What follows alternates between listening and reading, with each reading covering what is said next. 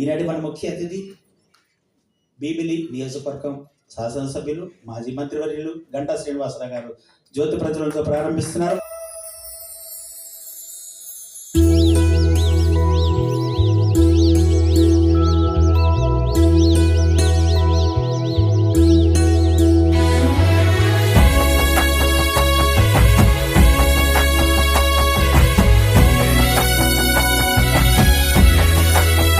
నమోస్తుతే నమోస్తుతే భారత మాత సమస్త ప్రపంచ ప్రజసన్నుత చరిత.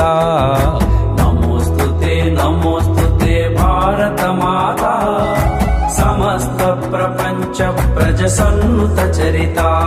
సంపన్మయ రత్నగర్భ సకల ఖనిజ కలిత సాంపరాయ జయ విదగ్ధ జీవన దీపరిత. సంప్రదాయ సద్వరేణ్య విశ్వోన్నత చరిత గుంపిత సాహిత్య స్వేచ్ఛాయుత సరిత స్వేచ్ఛాయుత సరిత. నమోస్తుతే నమోస్తుతే భారత మాత సమస్త ప్రపంచ ప్రజ సన్నుత చరిత. ప్రాత సంధ్యాపులకిత రుచిర సుప్రభాత వైతాళిక గళస్వనిత వైదిక శుభగీత. వైతాళిక గళంలో ప్రాతకాల సమయంలో పొందేటువంటి ఓహ మహాభారత మాత నీకు నా నమస్మాంజలుడు. అందరికీ నమస్కారం. ముందుగా అందరికీ హోలీ శుభాకాంక్షలు.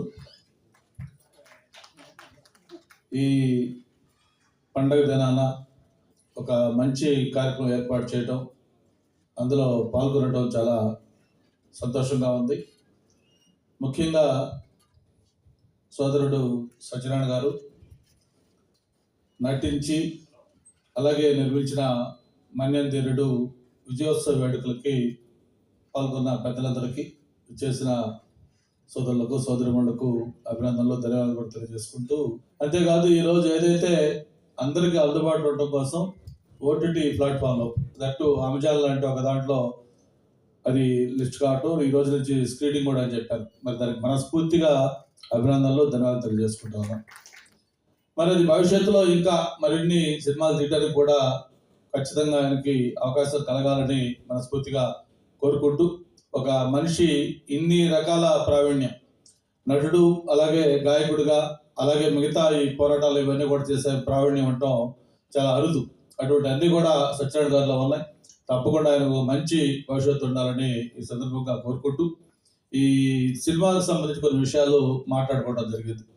ఎట్లయితే హైదరాబాద్లో రవీంద్ర భారతి లాంటి ఒక ఆడిటోరియం లాంటిది మనకి ఇక్కడ ఉండాలని చెప్పాను. దానికి నేను ఎంబీపీ కాలనీలో ఒక ఫౌండేషన్ కూడా వేసి వర్క్ స్టార్ట్ చేసేలోపు ఆ ఎలక్షన్ కోడ్ రావడంతో అది ఆగిపోయింది. తర్వాత 5 ఏళ్ళు నెక్స్ట్ వచ్చిన ప్రభుత్వం దాన్ని పక్కన పెట్టారు.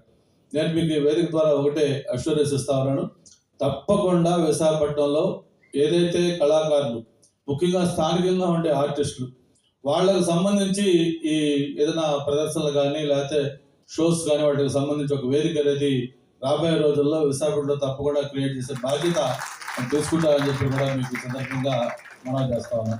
ఇక్కడ కళాకారులకి కొరత లేదు. ఇక్కడ సీనరీస్కి ముఖ్యంగా మంచి చక్కటి బీచ్, ఓ పక్క మంచి గ్రామీణ వాతావరణం, మంచి కళ్ళు విందు చేసే ఏజెన్సీ ప్రాంతం, ఓ పక్క స్టీల్ ప్లాంట్ లాంటి పోర్ట్ లాంటి పారిశ్రామిక ప్రాంతం, ఇట్లా మంచి కొండలు, ఇట్లా అన్నీ కలిసి షూటింగ్ ఒక బెస్ట్ సూటబుల్ ప్లేస్ ఏదైనా ఉందంటే అది విశాఖపట్నం. అంతేకాదు విశాఖపట్నం అంటే ఒక సెంటిమెంట్ కూడా. గతంలో బాలచంద్ర కావచ్చు, భారతిరాజు గారు కావచ్చు, రాఘవేంద్ర గారు కావచ్చు, జంజాల్ గారు కావచ్చు, ఎవరైనా డైరెక్టర్లు విశాఖపట్నంలో సినిమా తీస్తే ఆ సినిమా హిట్ అవుతున్న ఒక సెంటిమెంట్ కూడా ఉండేది. అటువంటి సెంటిమెంట్ ఉన్న విశాఖపట్నం. ఇది భవిష్యత్తులో ఈ సినిమాలకు సంబంధించి ఒక మంచి హబ్ కావాల్సిన అవసరం ఉంది. తప్పకుండా దానికి ఏం చేయాలో మీ అందరితో కూడా మాట్లాడి దానికి ఒక యాక్షన్ ప్లాన్ కూడా తయారు చేద్దామని చెప్పని ఈ సందర్భంగా తెలియజేసుకుంటూ, గతంలో ఏదైతే మనకి సత్యానంద్ గారు లాంటి డైరెక్టర్ ఇక్కడ, ఎందుకంటే ఎంతో మందికి శిక్షణ ఇచ్చిన వ్యక్తి, అటువంటి వాళ్ళు చాలా మంది ఉన్నారు ఇక్కడ.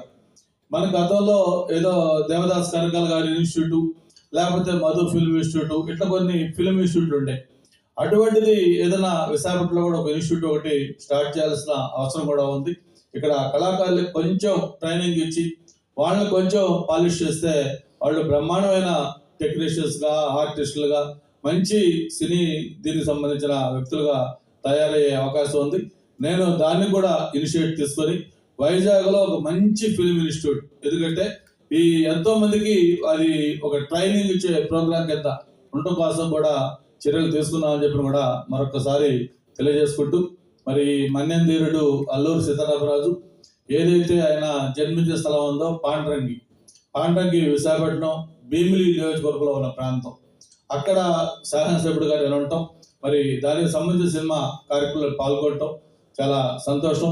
ఈ సినిమా అంశాల్లో కూడా మన్ననలు పొందాలి, ఎక్కువ విజయవంతం కావాలని కూడా మనస్ఫూర్తిగా కోరుకుంటూ మరొకసారి సత్యనారాయణ గారికి వాళ్ళ టీం మొత్తానికి కూడా మనస్ఫూర్తిగా అభినందనలు తెలియజేస్తా ఉన్నాను. చక్కటి పర్ఫార్మెన్స్, బ్రహ్మాండంగా నిర్మాణ వాల్యూస్ తోటి సినిమా తీశారు.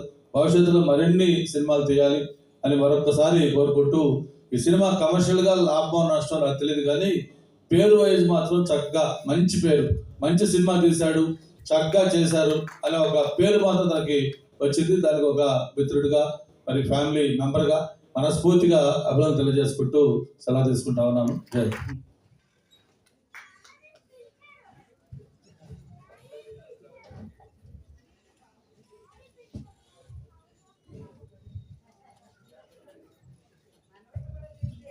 ఆర్వీవి సత్యనారాయణ గారిని కూర్చోవలసిందిగా కోరుతున్నాం.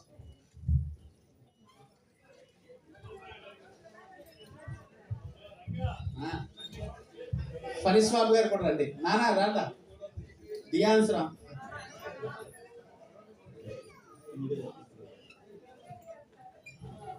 Ram, Pawan Ram Kumar, Raghuvanshi,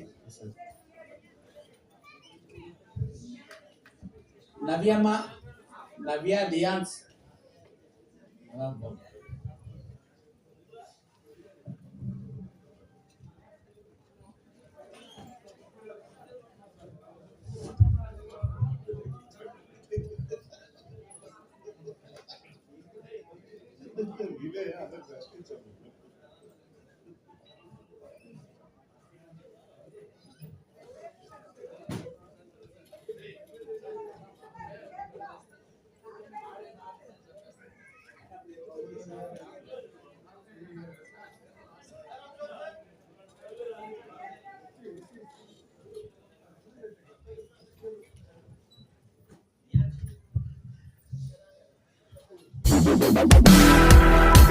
Thank you.